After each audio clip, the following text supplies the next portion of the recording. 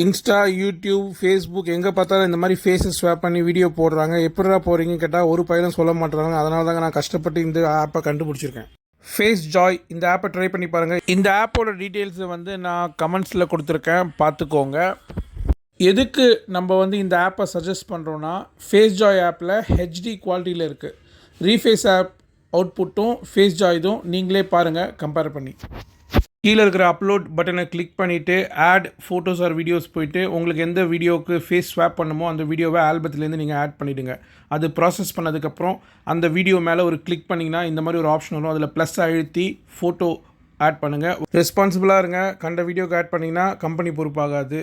Tick mark அழுத்தின உடனே create now அதை click பண்ணுங்கள். ப்ராசஸ் ஆகும்போது வேறு எந்த அப்ளிகேஷனும் ஓப்பன் பண்ணாதீங்க. கிட்டத்தட்ட 10 நிமிஷம் ஆகும். கம்முன்னு பொறுமையாக இந்த ஆப்பே பார்த்துட்டு இருங்க. வீடியோ ரெடி ஆகிடும். சேவ் பண்ணி வச்சுக்கோங்க. அந்த மாதிரி நம்ம ஏன் லைவ் ஷேர் பண்ணக்கூடாது? சப்போஸ் உங்கள் வீடியோவில் 2-3 கேரக்டர் இருந்தால் அவங்க எல்லாரையும் வந்து நீங்கள் ஒரே பாஸில் இந்த மாதிரி மாற்ற முடியும்.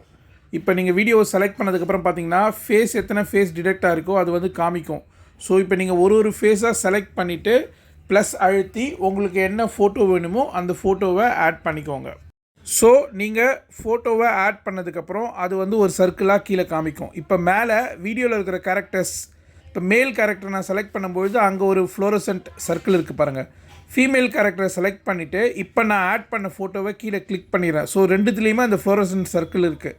அதே மாதிரி மேல் கேரக்டரை செலக்ட் பண்ணி கீழே வந்து நான் வந்து ஒரு மேல் ஃபேஸ் ஃபோட்டோவை கொடுக்குறேன்.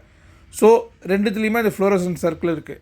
இந்த மாதிரி நீங்கள் செலக்ட் பண்ணிவிட்டு க்ரியேட் நவ் கொடுத்தீங்கன்னா ஒரே எடிட்டிங்லேயே வந்துட்டு உங்களுக்கு 2 ஃபேஸ் இல்லை 3 ஃபேஸ் 4 ஃபேஸ் கூட வந்து நீங்கள் உங்கள் வீடியோவில் ஆட் பண்ண முடியும். லாஸ்ட்டாக ஒரு விஷயம், நீங்கள் சூஸ் பண்ணுற வீடியோவில் வந்துட்டு ஹெட்டு ஃபுல்லாக தெரிகிற மாதிரி பார்த்துக்கோங்க. இல்லைனா இந்த மாதிரி வந்து முகம் டக்குன்னு ஃப்ளிப் ஆகிறதுக்கு வாய்ப்பு இருக்குது. இவ்வளோ நேரம் என்னோடய வீடியோவை பார்த்ததுக்கு நன்றி.